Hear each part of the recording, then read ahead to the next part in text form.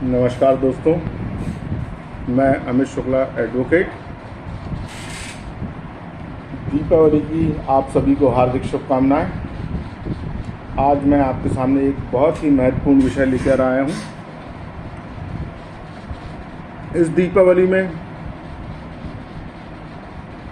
मैं एक बार पुनः आप सभी को दीपावली की हार्दिक शुभकामनाएं प्रदान करता हूं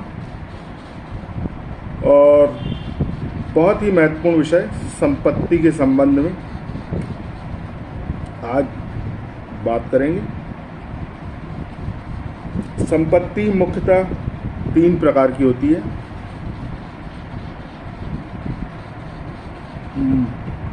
अधिकांशतः जो संपत्ति के 2 प्रकार हैं वो हम सभी जानते हैं। तीसरा एक अन्य प्रकार है जिसके विषय में भी हम विस्तृत व्याख्या करेंगे किसी दूसरे वीडियो में। तो पहला प्रकार है संपत्ति मूवेबल प्रॉपर्टी, दूसरी है इमूवेबल प्रॉपर्टी और तीसरी है इंटेलेक्चुअल प्रॉपर्टी, जो हमारे ट्रेडमार्क एक्ट के अंतर्गत डिज़ाइन, ब्लूप्रिंट, ट्रेडमार्क वगैरह रजिस्टर्ड होते हैं। उनको हम इंटेलेक्चुअल प्रॉपर्टी कहते हैं। बड़ी बड़ी फैक्ट्रियों के ब्लूप्रिंट या कोई प्रोटोटाइप या कोई डिज़ाइन, कोई बॉटल का डिज़ाइन, कोई पैकिंग का डिज़ाइन, कोई मोनो इत्यादि इंटेलेक्चुअल प्रॉपर्टी के अंतर्गत रजिस्टर्ड होते हैं। मूवेबल प्रॉपर्टी जैसा कि आप सब कुछ जानते हैं, चल संपत्ति, हमारे रुपया, पैसा, गाड़ी, वाहन इत्यादि जो है चल संपत्ति होती है। अचल संपत्ति जो होती है वो एक्सक्लूसिवली रूप से हमारी ज़मीन, जायदाद, मकान, फ्लैट, खेत, दुकान इत्यादि जो है स्थावर संपत्ति, अचल संपत्ति की श्रेणी में आते हैं। इन तीनों प्रकारों में से हम 1 बाय 1 डिटेल में जाएंगे और एक एक संपत्ति पर आने वाले वीडियो में डिटेल चर्चा करेंगे। पर आज जो मुख्य चर्चा का विषय है वो हमारा इमूवेबल प्रॉपर्टी। इमूवेबल प्रॉपर्टी से संबंधित जो दस्तावेज होते हैं वो पहला और महत्वपूर्ण दस्तावेज है जिससे हम जो अचल संपत्ति पर अधिकार प्राप्त करते हैं वो है विक्रय पत्र। दूसरा और बहुत ही महत्वपूर्ण मोड ऑफ ट्रांसफ़र है, इसमें हम संपत्ति पर अधिकार हिंदू सक्सेशन एक्ट के द्वारा प्राप्त करते हैं। यह अधिकार हमको वारसान हक में मिलता है। हमारे पिताजी, दादाजी, पुश्तैनी संपत्तियों में जो हमें अधिकार प्राप्त होते हैं वो हमें बिना किसी सेल डीड या कोई किसी दस्तावेज के हमें प्राप्त हो जाते हैं। इसमें बीच में एक महत्वपूर्ण दस्तावेज है वसीयत। कई बार जो है मृतक जो है मरने के पूर्व अपनी संपत्ति की व्यवस्था वसीयत के माध्यम से करके जाता है। व्यवस्था कहना गलत होगा, इच्छा पत्र के माध्यम से करके जाता है।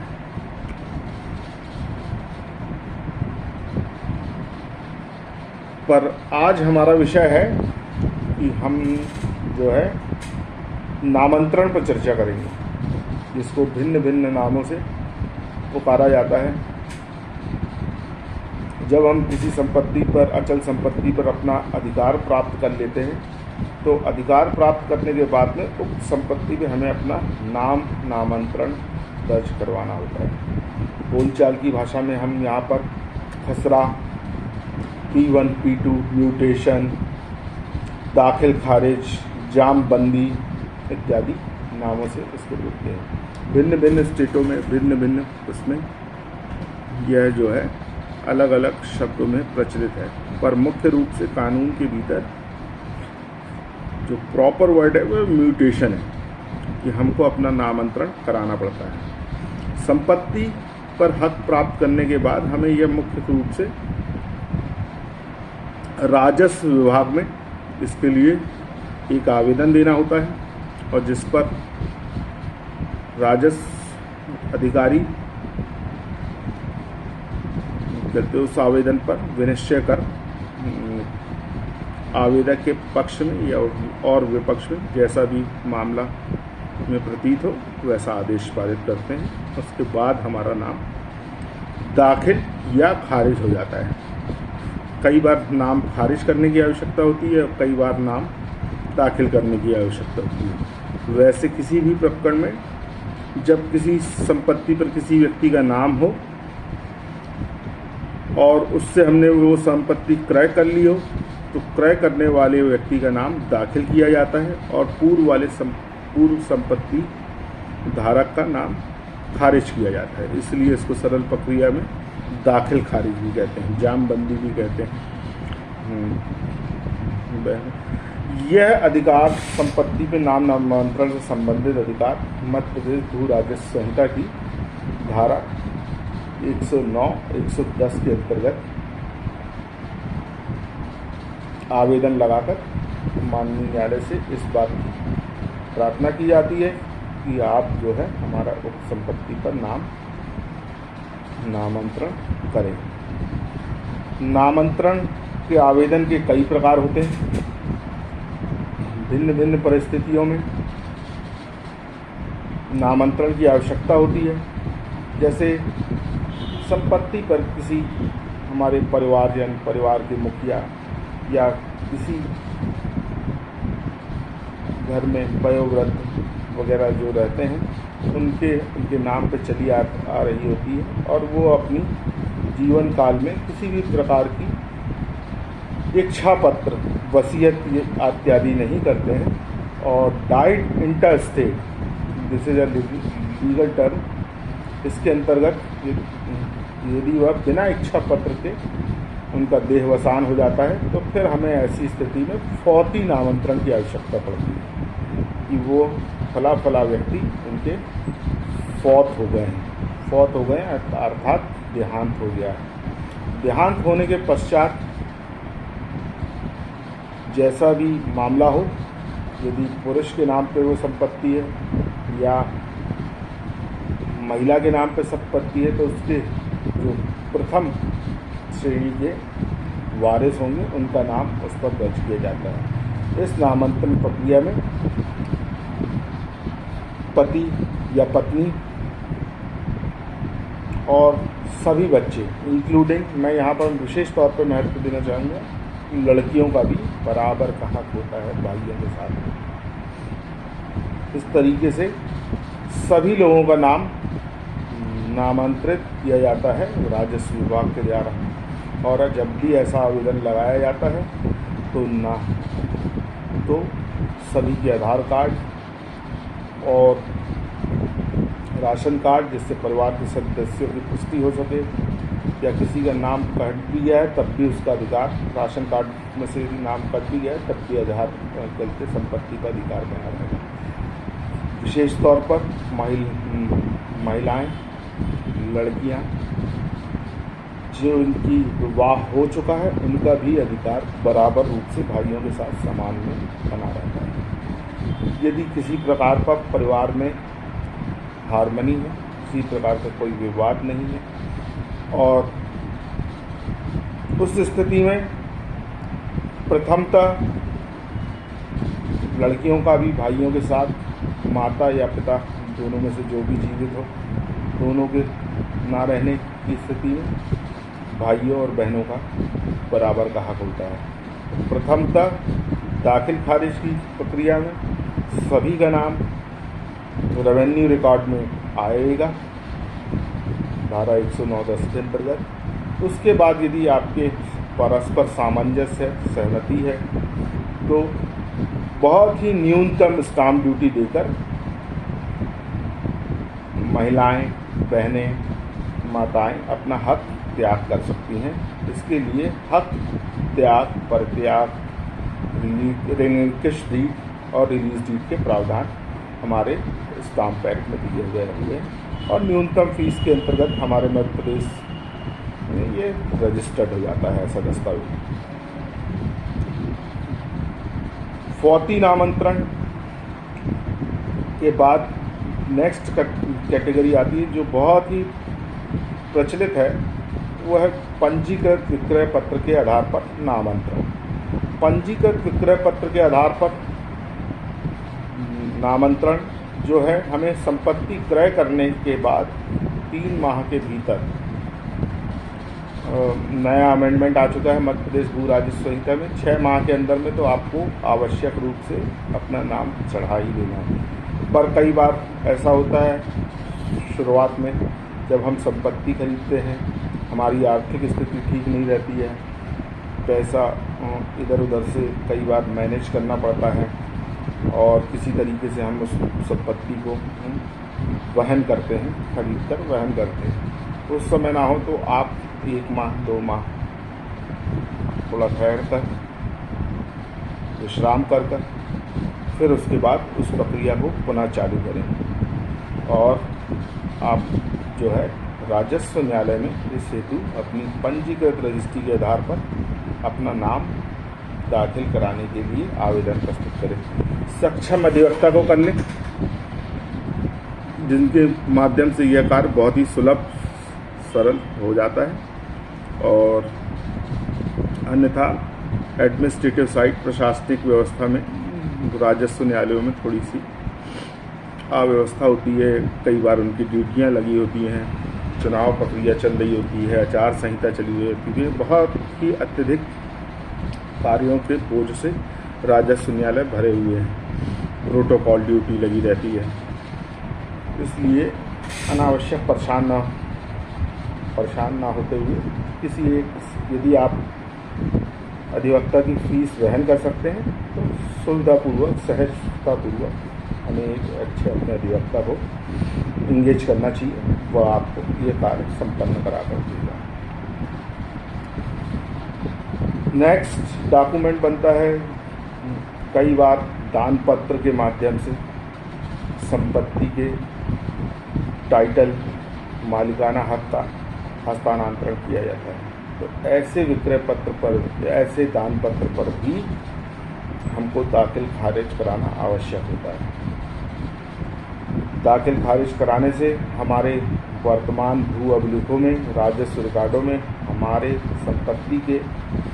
संपत्ति के अधिकार रखने वाले व्यक्ति का नाम अपडेट हो जाता है राजस्व रिकॉर्डों में। और बहुत ही महत्वपूर्ण दस्तावेज है, कई बार विवाद की स्थितियों में ऐसे दस्तावेज गंभीरतापूर्वक हमारे सक्षम न्यायालय, व्यवहार न्यायाधीश न्यायालयों द्वारा देखे जाते हैं और इन पर अपने निर्णयों को आधारित किया जाता है। तो दान पत्र के दस्तावेजों पे भी हमें नामांतरण कराना आवश्यक होता है। गिफ्ट डीड, कई बार हम किसी ज़मीन के बदले में किसी दूसरी ज़मीन को देते हैं बतौर प्रतिफल, उसको हम तब्दुलुनामा, तबादला नामा, एक्सचेंज डीड के भी नाम से आते हैं। ऐसे संपत्ति पर भी राजस्व न्यायालय में हमें नामांतरण के लिए अपना आवेदन दाखिल करना होता है और दाखिल करके अपना नामांतरण कराना पड़ता है।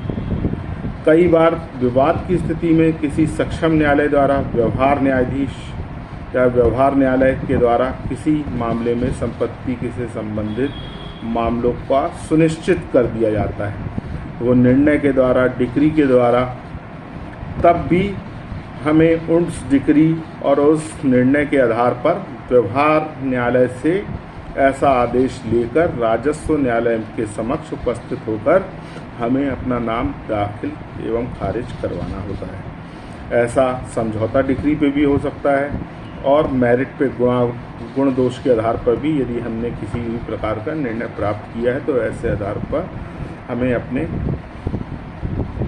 राजस्व न्यायालय में जाकर आवेदन कर अपना नामांतरण कराना होता है। कई बार नाबालिगों की स्थिति बन जाती है। कई बार संपत्ति नाबालिग के नाम से भी खरीदी जा सकती है। तो नाबालिग के नाम पर जब संपत्ति खरीदी जाती है तो उसके बली या उसके गार्जियन या उसके संरक्षक के रूप में जो व्यक्ति होता है उसको राजस्व न्यायालय में जाकर आवेदन देना होता है और संपत्ति पर नाम नामांतरण की प्रक्रिया की जाती है।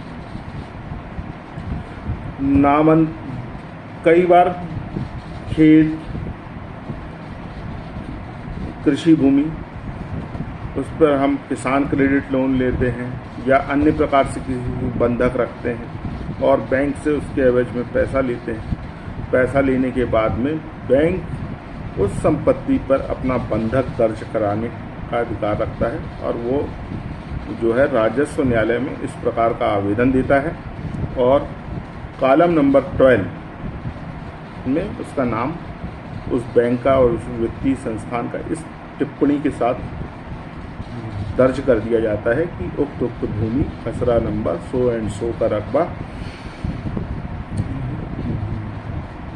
बैंक 100 एंड 100 ब्रांच के नाम पर बंधक दर्ज है। नाबालिग की स्थिति में जब व्यक्ति बालिग होता है तब उसको संरक्षक का नाम और बालिकी दर्ज कराने के लिए राजस्व न्यायालय में पुनः आवेदन देना पड़ता है, जैसा कि अभी मैंने पहले बताया। और एक अन्य कैटेगरी है जिसको हम कह सकते हैं कि मिसलिनियस कैटेगरी। यदि संपत्ति पर किसी भी प्रकार से किसी भी व्यक्ति ने किसी भी प्रकार का अधिकार प्राप्त किया है और वह अधिकार अचल संपत्ति से है, संबंधित है, तो हमें राजस्व न्यायालय में जाके अपना नाम नामांतरण कराना है। यह प्रक्रिया बहुत ही संक्षेप में समरी ट्रायल के माध्यम से जैसी चलती है। लघु प्रक्रिया है, पर चूंकि हमारे राजस्व न्यायालय बहुत ही ओवरबर्डन है, बहुत सारी प्रोटोकॉल ड्यूटी है, बहुत सारी लॉ एंड ऑर्डर ड्यूटी है, बहुत सारी व्यवस्था के अंतर्गत ड्यूटी रहती है। मेला लग जाता है, कई बार जुलूस निकलता है, कभी दशहरा रहता है, कभी प्रशासन की कोई जुलूस के एवज में ड्यूटी लगती, कभी अतिक्रमण हटाने के लिए ड्यूटी लग जाती है, कभी संबंधित कार्यालय में मीटिंगें रहती हैं। इस कारण से ओवरबर्डन होने के कारण यह सभी प्रक्रियाएं थोड़ा सा समय लेती हैं, पर बहुत अत्यधिक विलम्ब से नहीं होती हैं। मैक्सिमम जो है 3 माह से 6 माह में विलम्ब से विलम्ब वाले प्रकरण निपटा दिए जाते हैं और राज्य शासन के द्वारा इन प्रकरणों में समय सीमा भी सुनिश्चित की गई है। जो हमारी नवीन रजिस्ट्रियाँ हैं, जो नवीन पंजीकृत विक्रय पत्र हैं, उन पर तो 30 से 45 दिन के अंतर्गत आदेश प्राप्त हो जाते हैं। किसी भी प्रकार की इससे ज़्यादा विलम्ब की आवश्यकता नहीं होती है। मेरी सलाह होगी कि जो आज वर्तमान में किसी संपत्ति पर किसी विक्रय पत्र के माध्यम से किसी संपत्ति पर अधिकार प्राप्त कर रहे हैं, तो वह अपना नाम नामांतरण सुविधापूर्वक बिना किसी ट्रबल, बिना किसी परेशानी के संपत्ति खरीदने के एकाध वैसे यदि आप वहन कर सकते हैं तो तुरंत देन एंड देयर कर दीजिए, उसके लिए आवेदन करा दीजिए अपने अधिवक्ता के माध्यम से। या कोई समस्या है, आर्थिक स्थिति ठीक नहीं है या कुछ आगे पीछे, तो महीना 15 दिन रुक के आवेदन करा दीजिए। और एक और सलाह दूंगा कि यदि आप वहन कर सकते हैं, आपके अधिवक्ता से संबंध है, तो उनसे बात कर लीजिए, उन काम हो जाएगी। काम हो जाने के बाद में आप उनकी अधिवक्ता शुल्क अदा कर सकते हैं। तो इस प्रकार से रजिस्ट्री की कॉपी, आधार कार्ड, शपथ पत्र, आवेदन पत्र के साथ में ये संबंधित राजस्व न्यायालय के में इसका आवेदन प्रस्तुत किया जा सकता है। बहुत ही मुख्य तौर पर यह प्रक्रिया P2 P1 के के आधार पर दर्ज की जाती है। जैसा कि मैंने आपको बताया, यह बहुत ही अत्यंत महत्वपूर्ण दस्तावेज है।